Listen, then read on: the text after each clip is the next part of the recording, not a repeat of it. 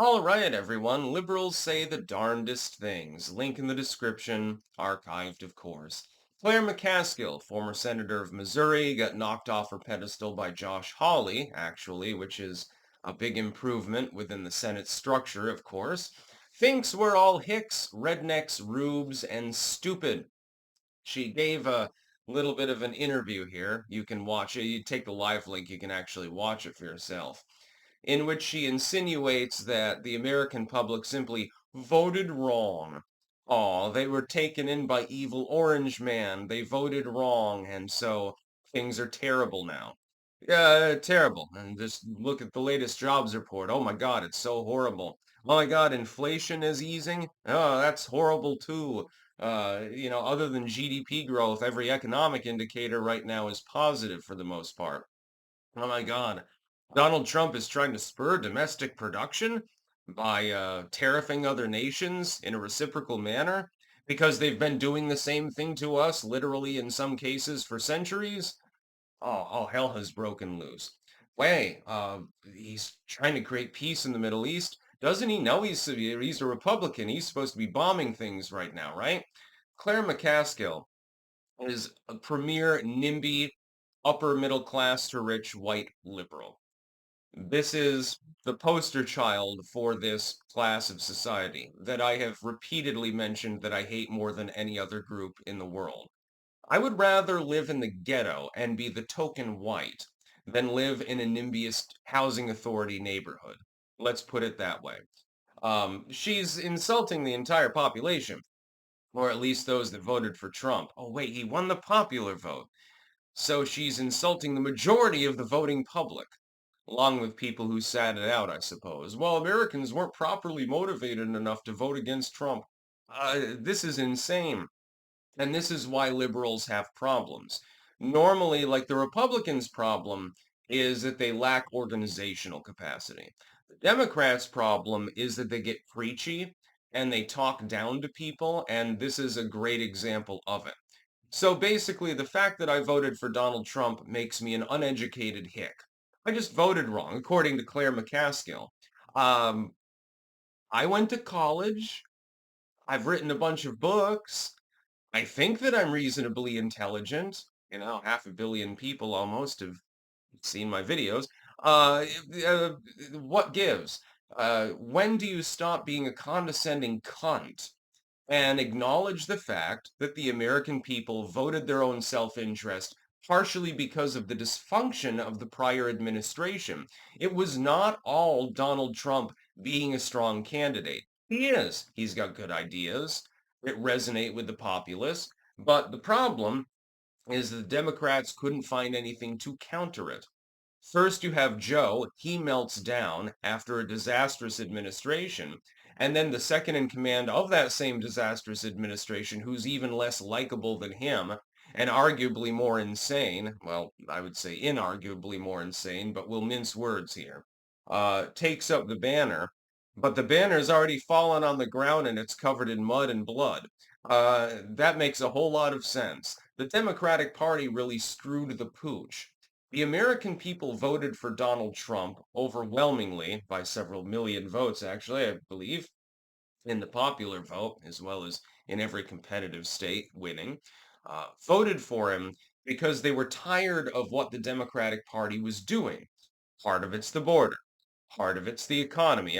Those are two probably the biggest parts. Partially, I think, DEI programs and bullshit like that.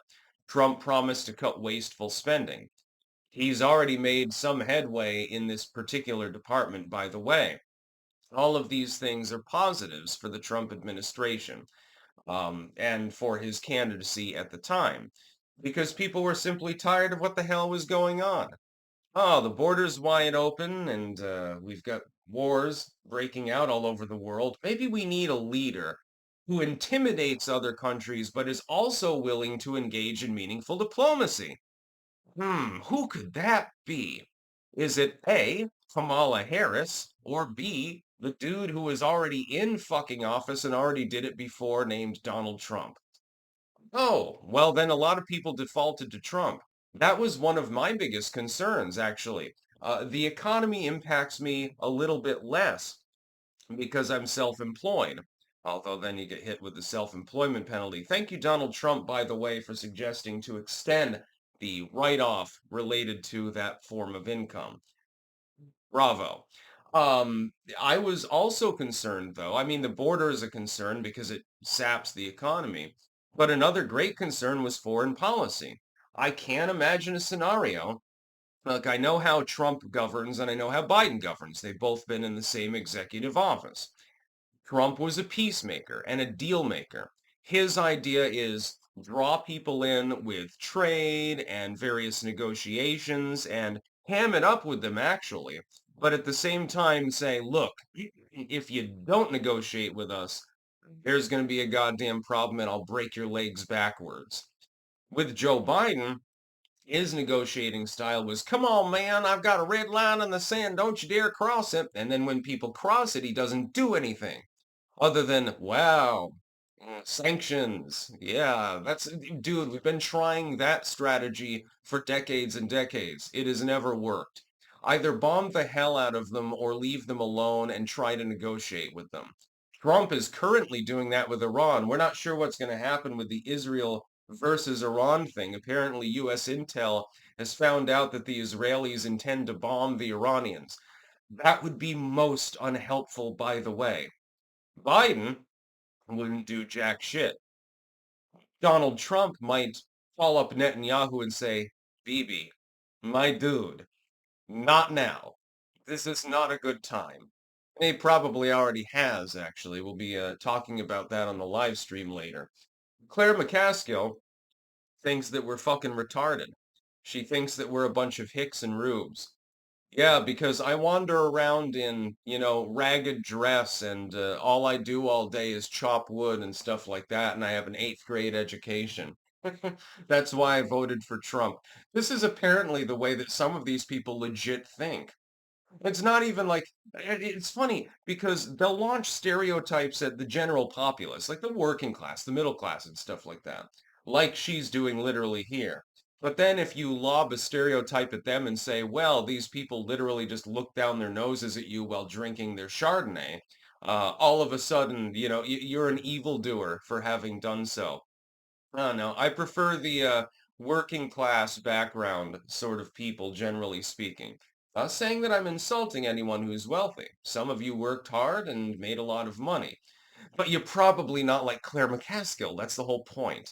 There's a specific subgenre of people that are in the upper middle to rich class that really do just look down upon others. This stereotype exists for a reason. It's not everyone in that socioeconomic uh, lattice, so to speak. Like, let's say I made $1 billion tomorrow. What am I going to do? Ah, shit, I can expand the garden. That's basically the only thing that would happen. Most 99% of it would just get invested in shit, and I would just sit there and, drink Red Bulls. Mm. If Elon gave me $1 billion tomorrow, what a life it would be. It'd be hilarious.